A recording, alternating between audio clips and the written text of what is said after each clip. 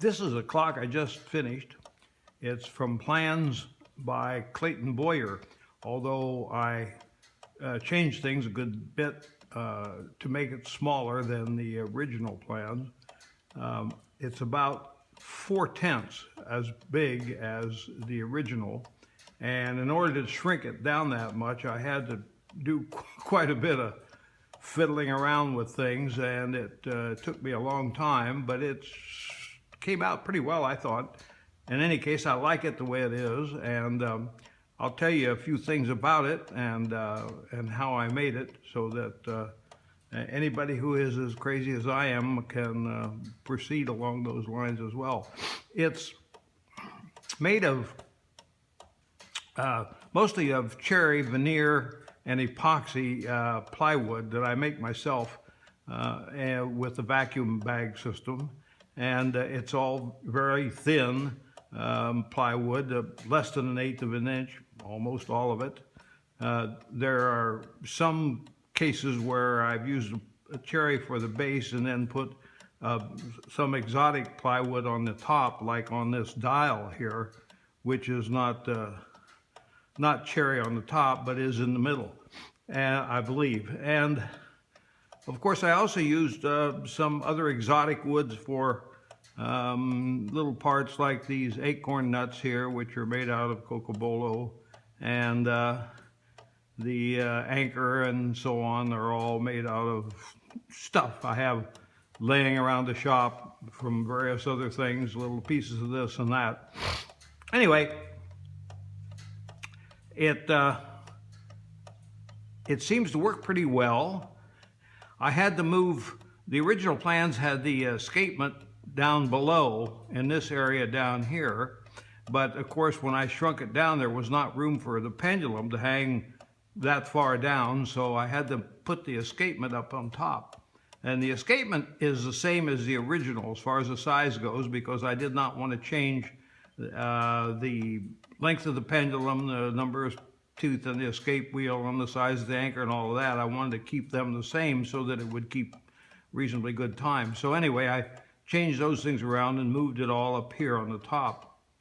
I had to also, of course, at that time to change the sort of the shape of the frames, because they needed to be moved around a little bit. But in any case, I did that. The novelty of this clock is the epicyclic mechanism here, which changes the speed so that it can keep time, and also eliminates the necessity for a separate motion works, because these two wheels right here, one in the front and one in the back, are the same diameter but different numbers of teeth. And the teeth are sloppy enough so that this lantern pinion here will rotate around and move the teeth as it rotates, but it moves them at different speeds. So that's how you get your 12-to-1 ratio to get from the minute to the hour hand. I made the base here of kind of a little box with an open bottom, and I made this central section here so that it fits down inside and is pivots at the end back here, with this little screw here, so that I can raise and lower that screw and adjust the tick of the clock, because it's very critical that the escapement be in balance, properly in balance, so that it'll tick evenly.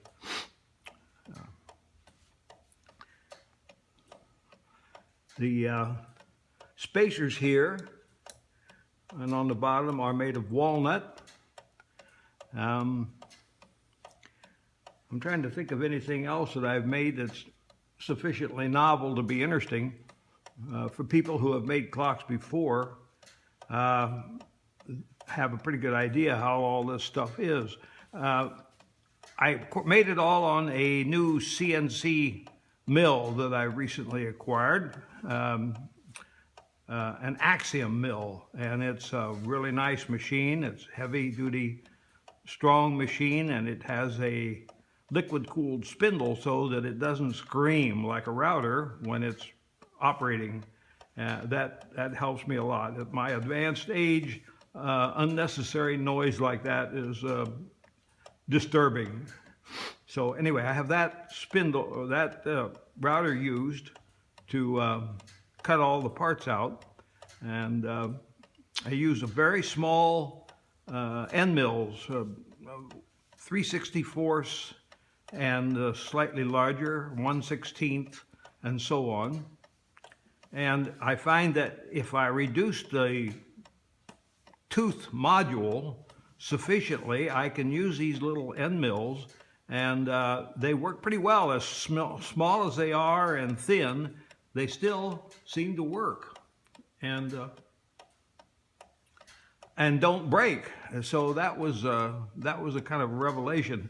In the end, I was able to reduce the size of the teeth down to a 0.04 imperial module.